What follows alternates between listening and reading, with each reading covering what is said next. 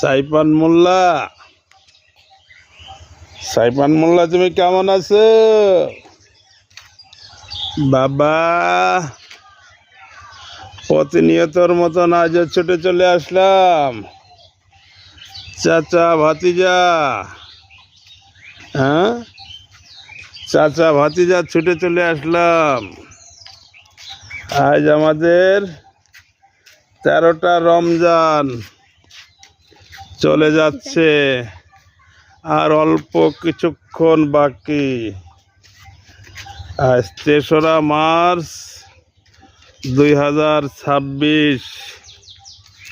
আমরা চাচা ভাইয়ের বেটা আপনাদের সম্মুখে কি বলো সাইপান মোল্লা, সাইপান মোল্লা,